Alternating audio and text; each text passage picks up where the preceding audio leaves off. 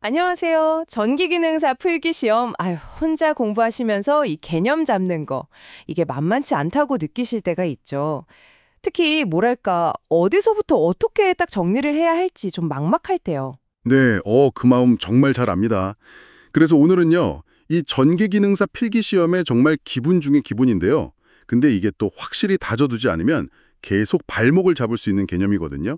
바로 전기력선의 성질에 대해서 좀 집중적으로 파헤쳐보려고 합니다. 네. 오늘 저희가 좀 자세히 들여다볼 자료는요. 전기기능사 AI 학습 노트라는 네이버 블로그의 글이에요. 그 3119회 포스팅인데 여기에 소개된 객관식 문제를 딱 길잡이 삼아서요. 전기력선이라는 게 대체 뭐고 또 어떤 규칙들을 따르는 건지 명확하게 이해하는 시간을 가져볼까 합니다. 맞습니다. 최종 목표는요, 당연히 이 개념을 확실히 알아서 관련 문제가 나왔을 때, 이거 하고 자신 있게 정답을 고르실 수 있도록 하는 거죠. 네, 그렇죠. 단순히 규칙을 막 외우는 걸 넘어서요. 각 성질이 왜 그런 의미를 갖는지, 그리고 그 성질들이 모여서 전체적으로 어떤 그림을 만들어내는지 이걸 이해하는 데 좀 더 집중할 거예요. 이 개념 이해가 탄탄해야 나중에 좀 더 복잡한 내용을 만나도 흔들리지 않거든요. 좋습니다. 이 보이지 않는 전기장을 눈에 보이게 그려낸다는 이 전기력선. 지금부터 그 속성을 하나하나 제대로 탐구해 보시죠. 자, 그러면 그 블로그에 나왔다는 문제부터 한번 볼까요? 문제는 간단합니다. 전기력선의 성질 중 맞지 않는 것은 이렇게 묻고 있어요. 그리고 보기가 4개 주어졌죠? 네, 제가 한번 읽어볼게요. 1. 전기력선은 양전하에서 나와 음전하에서 끝만다. 2. 전기력선의 접선 방향이 전장의 방향이다. 3. 전기력선은 도중에 만나거나 끊어지지 않는다. 4. 전기력선은 등전이면과 교차하지 않는다. 네, 이 중에서 이제 틀린 설명을 고르라는 건데, 바로 답부터 찾기보다는요, 이 전기력선이라는 게 도대체 뭔지 개념부터 좀 알아야 각 보기가 맞는지 틀리는지 판단할 수 있겠네요. 그렇죠. 아주 중요한 지적이세요. 여기서 사실 흥미로운 점이 하나 있는데요. 이 전기력선이라는 게 실제로 존재하는 어떤 선이 아니라는 거예요. 뭐랄까, 눈에 보이지 않는 현상, 이 전기장이라는 현상을 우리가 좀 이해하기 쉽게 시각적으로 표현하기 위해서 과학자들이 고안해낸 일종의 개념적인 도구, 아니면 지도, 이렇게 생각하시면 좋아요. 그러니까 진짜 무슨 전선 같은 게 지나가는 게 아니라 그렇죠. 그 전기력이 작용하는 방식을 그림으로 나타낸 일종의 약속 같은 거군요. 정확합니다. 네. 조금 더 구체적으로 상상을 해보자면요. 전기장이 이렇게 쫙 펼쳐진 공간에 아주 작은 시험용 양전하, 예를 들어 플러스 1쿨롱짜리 전하를 가만히 놓았다고 한번 생각해 보세요. 그럼 이 전하가 전기력을 받아서 움직이겠죠? 네, 그렇죠. 그때 그 전하가 움직이는 경로, 그러니까 각 지점에서 받는 힘의 방향을 따라서 쭉 이어 그린 가상의 선, 이게 바로 전기력선입니다. 결국 전기장의 방향을 시각적으로 보여주는 거죠. 그리고 선들이 얼마나 촘촘한가, 그 밀도는 또 전기장의 세기를 나타내기도 하고요. 와, 보이지 않는 힘의 방향이랑 세기를 알려주는 지도라니 재밌네요. 그럼 이제 이 지도를 그리는 규칙, 즉 전기력선의 성질들을 그 블로그 내용 따라서 하나씩 살펴보죠. 첫 번째 성질, 양 플러스 전하에서 나와 마이너스 전하에서 끝난다. 이게 가장 기본적인 규칙처럼 보이는데요. 네, 맞습니다. 이게 전기력선의 출발점이랑 도착점을 정하는 가장 큰 원칙이죠. 뭐랄까, 물이 높은 곳에서 낮은 곳으로 흐르는 것처럼요. 전기력선은 전기적으로 높은 상태인 양전하에서 시작해서 낮은 상태인 음전하를 향해서 나아갑니다. 그래서 항상 방향성을 가져요. 양에서 음으로요. 방향성. 그렇군요. 그럼 두 번째 성질 보겠습니다. 전하가 없는 공간에서는 전기력선이 갑자기 생기거나 없어지지 않는다. 이건 어떤 의미일까요? 그냥 허공에서 선이 뿅 하고 나타나거나 슉 사라지거나 이러지 않는다는 건가요? 그렇죠. 바로 그겁니다. 이 성질은 전기력선의 근원, 그 뿌리가 바로 전하라는 점을 다시 한번 딱 확인시켜주는 거예요. 전기력선이 시작되려면 반드시 양전하, 그리고 끝나려면 반드시 음전하가 있어야 한다는 뜻입니다. 그러니까 전하가 없는 텅 빈 공간에서는 전기력선이 만들어질 수도 또 소멸될 수도 없다는 거죠. 전기력선은 반드시 전하와 연결되어 있어야 해요. 결국 모든 전기력선은 전하에서 시작하거나 전하에서 끝나야 한다. 이 말씀이시네요. 세 번째 성질을 보면요. 전기력선 자체만으로는 닫힌 곡선, 폐곡선을 이루지 않는다. 이건 무슨 뜻이죠? 자기 혼자 이렇게 뱅글 돌아서 다시 제자리로 돌아오는 건 안 된다. 이런 건가요? 네, 정확히 그 의미입니다. 첫 번째 성질에서 양 플러스에서 시작해서 마이너스에서 끝난다고 했잖아요. 이렇게 시작점하고 끝점이 명확하게 정해져 있기 때문에 전기력선, 혼자서 출발점으로 다시 돌아오는 폐곡선, 그러니까 루프를 만들 수가 없어요. 이건 나중에 배우시게 될 그 자기력선과는 아주 중요한 차이점이에요. 자기력선은 N극에서 나와서 S극으로 들어가지만 자석 내부를 통해서 다시 N극으로 돌아오는 폐곡선을 이루거든요. 근데 전기력선은 안 그래요. 오, 자기력선과는 다른 중요한 특징이네요, 이거. 꼭 기억해둬야겠습니다. 자, 그럼 이제 네 번째 성질입니다. 전기력선은 등전이면과 수직으로 교차한다. 잠깐만요. 여기서 뭔가 좀 이상한 점 발견하신 분들 계시죠? 아까 문제 보기 4번은 전기력선은 등전이면과 교차하지 않는다 였는데 블로그 설명은 수직으로 교차한다고 하네요. 이게 어떻게 된 거죠? 아주 예리하게 잘 짚으셨습니다. 네, 바로 그 부분이 이 문제의 핵심 함정이라고 할 수 있어요. 잠시 후에 문제풀이에서 더 자세히 다루겠지만요. 전기력선하고 등전이면, 그러니까 전이, 즉 전기적인 위치, 에너지가 동일한 지점들을 연결한 가상의 면이죠. 이 둘의 관계는 시험에 정말 자주 등장하는 포인트입니다.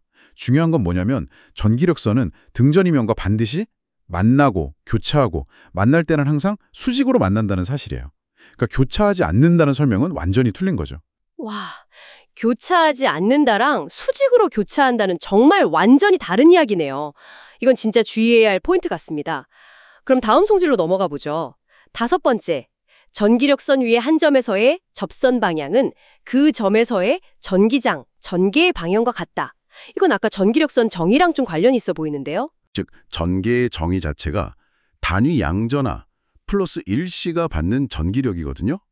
따라서 전기력선 위에 어떤 지점에서 그은 접선의 방향은 그 지점에서 단위 양전하가 받는 힘의 방향, 즉 전기장의 방향과 정확히 일치하게 되는 거죠. 전기력선이 전기장의 방향을 시각화한다는 말이 바로 이 뜻입니다. 그렇군요. 전기력선의 그 기울기가 바로 그 지점에서의 전기력 방향이다 이 말씀이네요. 마지막으로 블로그에서 언급된 추가 성질이 있는데요. 전기력선은 서로 교차하거나 중간에 끊어지지 않는다. 이건 왜 그런가요? 만약에 교차하면 무슨 문제가 생기나요? 만약 두 전기력선이 한 점에서 이렇게 교차한다고 한번 상상해 보세요. 그럼 그 교차점에서는 접선 방향이 두 개가 생기겠죠? 그런데 아까 전기력선의 접선 방향은 그 점에서의 전기장 방향이라고 했잖아요. 그럼 한 지점에서 전기장의 방향이 두 개라는 좀 이상한 결론이 나옵니다. 하지만 어떤 한 지점에서 전기력의 방향, 즉 전기장의 방향은 유일하게 딱 하나로 결정되어야 하거든요. 따라서 전기력선이 서로 교차한다는 것은 물리적으로 불가능한 상황, 즉 모순이 되는 거죠. 그리고 아까 말씀드렸듯이 전하가 없는 곳에서는 갑자기 생기거나 없어지지 않으니까 중간에 뚝 끊어질 수도 없고요. 아, 설명을 쭉 들어보니까 이 전기력선 규칙들이 꽤나 논리적이고 또 서로 다 연결되어 있다는 느낌이 확 드네요. 그냥 제멋대로 막 그리는 게 아니라 명확한 원칙 아래에서 그려지는 거군요. 어떻게 전기장이라는 보이지 않는 물리 현상을 일관성 있고 또 이해하기 쉬운 지도로 표현해내는지 알 수 있습니다. 특히 아까 강조했던 네 번째 성질이 있죠. 등전이면과 수직으로 교차한다. 이건 전기력, 즉 전기장 방향과 전위, 전기적 높이 사이의 중요한 관계를 보여주는 아주 핵심적인 규칙이에요. 힘의 방향과 높이가 같은 선은 항상 수직으로 만난다, 이런 의미죠. 네, 그 부분이 문제의 정답과 바로 연결되는 아주 중요한 포인트였죠. 더 넓은 시각에서 보면요.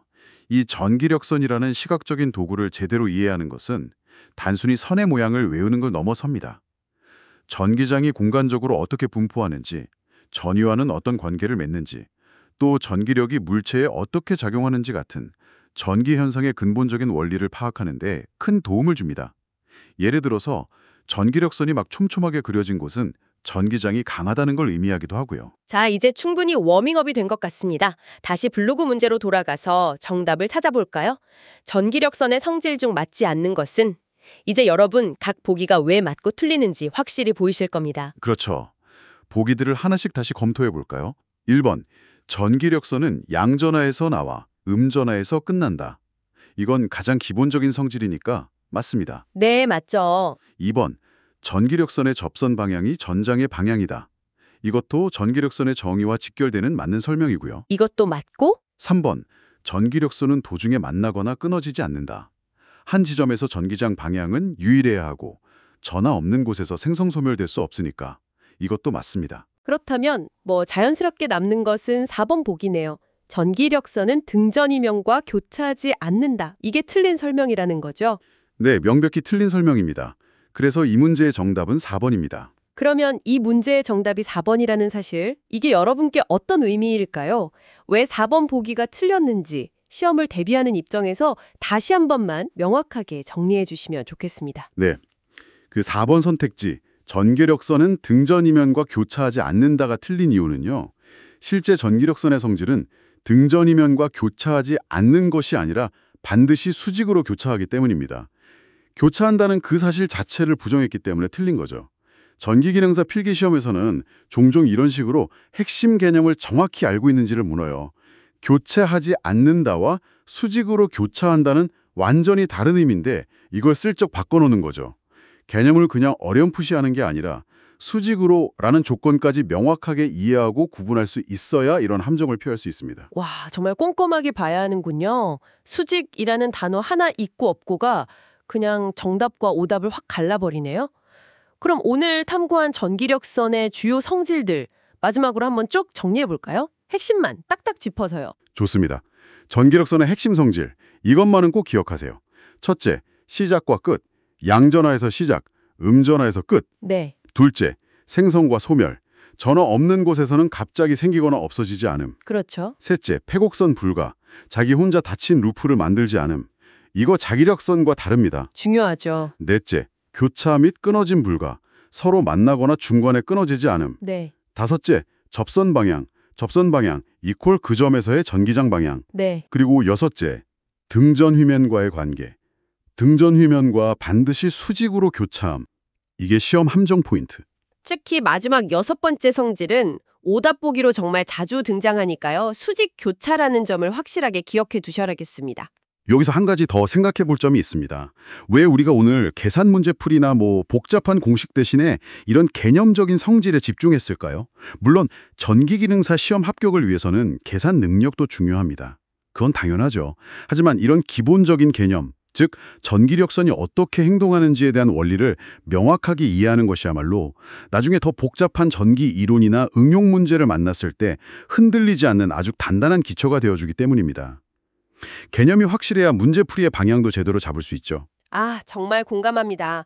특히 혼자 공부하다 보면 당장 눈앞의 문제풀이나 공식 암기에 좀 급급해지기 쉬운데요. 이렇게 시간을 내서 기본 원리를 확실히 다져두는 것이 장기적으로는 훨씬 더 효율적인 학습 방법일 수 있습니다.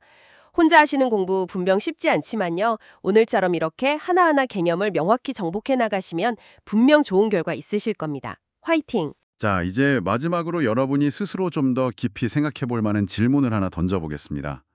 오늘 우리는 전기력선이 양전하를 놓았을 때 그 전하가 움직일 수 있는 잠재적인 경로, 즉 힘의 방향을 나타낸다고 배웠습니다.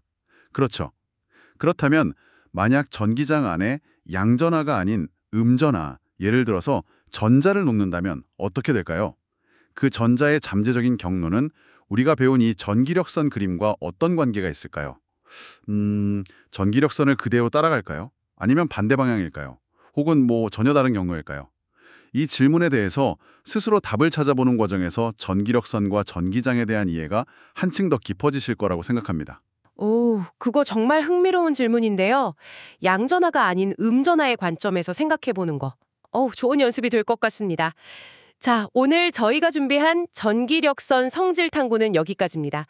여러분의 전기기능사 시험 준비에 이 시간이 조금이나마 보탬이 되었기를 진심으로 바랍니다. 함께 해주셔서 감사합니다.